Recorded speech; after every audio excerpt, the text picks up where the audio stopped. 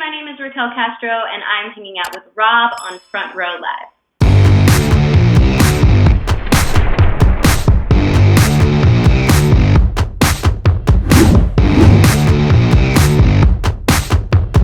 Congratulations. Monday night was pretty big. Pretty big deal, and I'm sure you've been sitting on this for some time. Talk to me about this new track, Wrong Places, and the first time that you actually wrote this track. Like, what kind of kick-started the lyrics for this track? Wrong Places definitely just came from an honest and vulnerable place in my life that I was going through. A lot of the stuff that I write is just, it's like a coping mechanism. It's like very therapeutic for me, and I feel like my favorite stuff. I have all of these feelings, and like it's like almost like it's brewing, and then I just burst.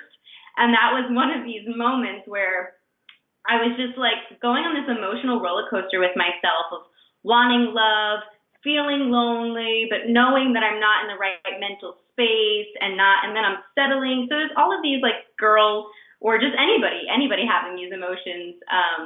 And the line that kept repeating in my head was looking for love in all the wrong places. Now, that's an old line from a song from years ago. And that's, I would always just say that line as like a joke, looking for love. I'm just looking for love in all the wrong places. And then it just became into Wrong Places. And that's kind of how it came about. Lots of voice memos and just moments of just really diving deep.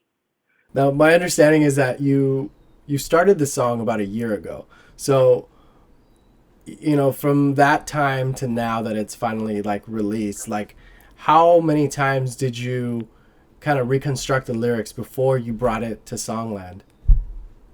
I think for Wrong Places, the day that I started writing it, I remember like in my car, I was doing a voice memo and I just started coming up with a melody as I was driving. So I was like voice memoing myself as I was driving in the car. And then once I got back to my apartment in California, I just kind of sat down and I was pulling inspirations from different places, like online, other music, and just really just setting the vibe. Like I'm the type of person where I'll sit down, I'll light candles. Sometimes I'll have a glass of wine. That's where the wine drunk and faded line comes in. And going back in my voice memos, like I have like different versions and lyrics in my head and like tempos. But I think once I got that final melody, it just kind of stuck all the way through.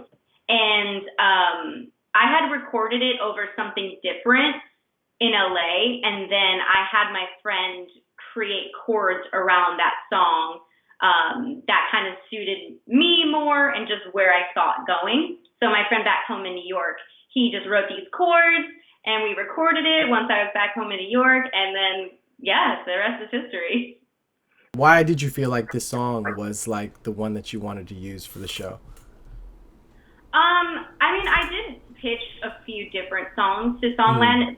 The funny story is that my mother actually sent in a few of my songs to Songland online because I was too nervous to do it. So she kind of started all of this.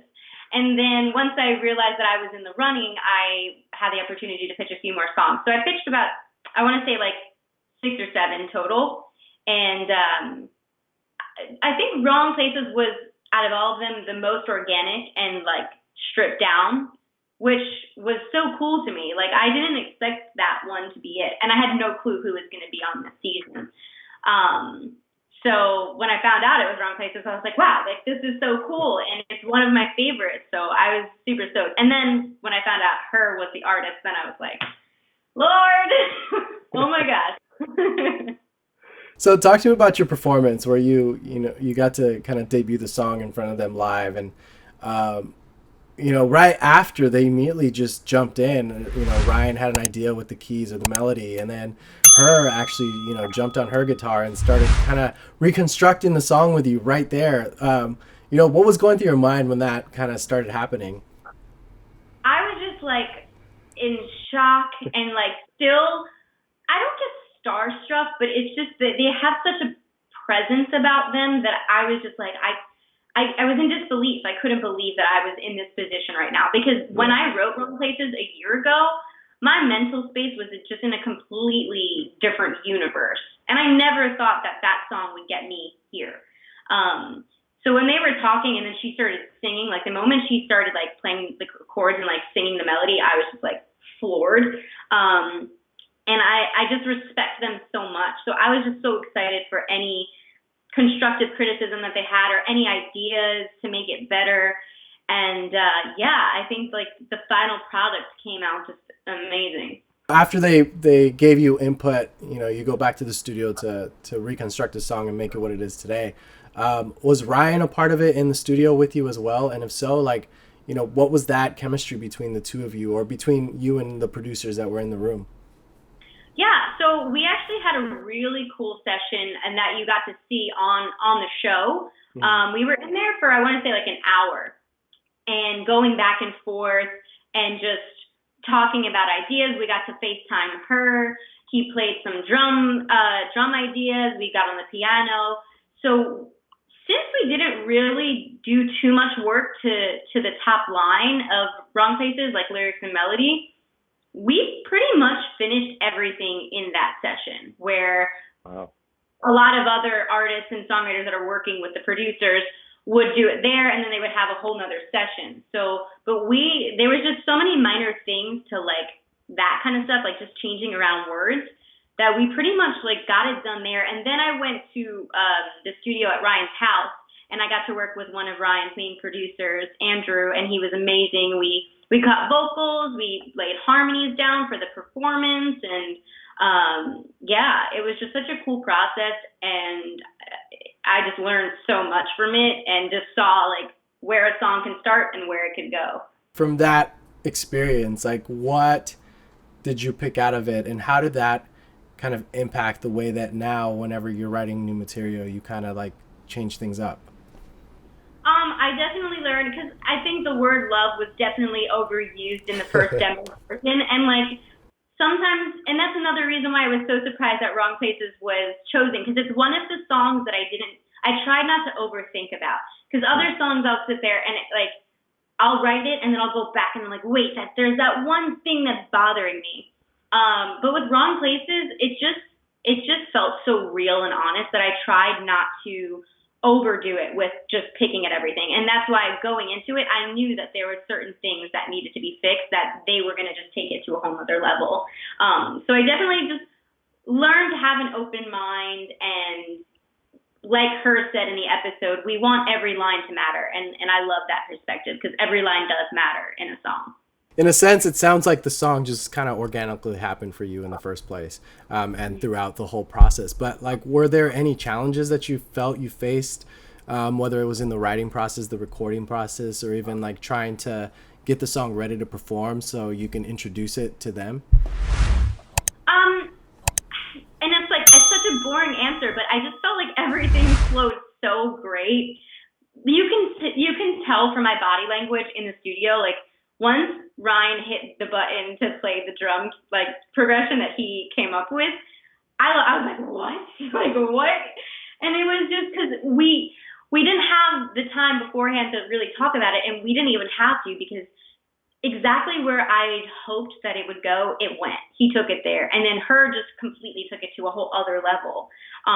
So the process for me was just really positive and really just beneficial for me as a songwriter and the song overall. I just think like in the beginning when I first wrote it, I really wanted that cool chord progression, and that's where my friend Zach came in back home in New York, because he's not even like in the music world. Like we've worked together over the years because we went to high school together, and he always had a love for music, but he's like a personal trainer that plays guitar and like by ear. So he has this weird, raw, like, brain and comes up with the coolest stuff because it's not by the book. And that's the same thing with me. Like, I was never taught to songwrite. I don't know. I don't read music on the piano. I just kind of do whatever sounds and feels right to me. So once I really, like, locked in that chord progression, I think that's what made me feel just so solid about the song. I'm such a sucker for acoustic songs. And, I've always said, like, you can understand or feel a song a lot more when it gets broken down into either an acoustic or like a piano ballad. And that's basically what H.E.R did. She released the song as an acoustic track. Like, did you feel any different when you heard the song acoustically as opposed to like the full blown version? Well, she kind of did both. I mean, she did the acoustic version on her Instagram as like the video, but then when she released the track on like Spotify and iTunes, it still has like really cool like drums in it. It really gives me like a Lauryn Hill meets Keisha Cole vibe.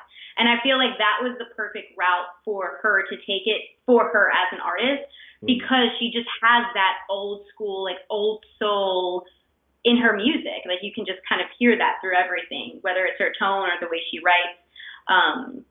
So I was really happy with where she took it. But at the same time, yeah, like I think we were both on the same page that we love the acoustic aspect of the song, just because you can feel it a little bit more. Like when I heard her perform it at the end of the episode, that was my first time hearing her sing the whole song all the way through.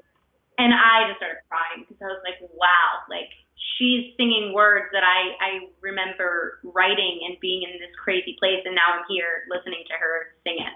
That's a major feat for, you know, a songwriter. So, you know, what's next for you now that you have, you know, Ryan Tedder backing you, or you have her backing you? Like, what's next for Raquel? I want to keep going, you know, like this, it's been such a long journey to get to this point, and there's been a lot of times in my life where I've second guessed everything that I'm doing, and whether it's songwriting or acting or singing or everything, and I would always lack in confidence and feel, you know, like when is my moment? When is it gonna pay off? Or when will I know that this is where I'm supposed to be? And I think that my moment on Songland and this moment with H.E.R is that like affirmation for me, where it's just like, this is where you belong. Like this validated everything that I've been working on. So for me, I wanna keep writing, for whether it's for myself or other people. I would just love to start getting into these sessions that I've been dying to get into with artists that I look up to, someone like H.E.R. If I could keep working with her, I would be so excited.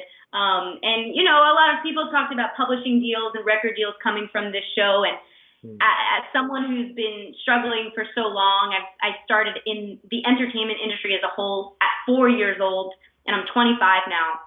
And I just think that at this point in my life, I'm ready to take that next step. So I'm going to put that into the universe. And yeah, I want to get, it's number 2 on the charts right now. And I'm praying and putting into the world that we're going to get a number 1, and I want to keep striving for that. So I'm excited for this next chapter.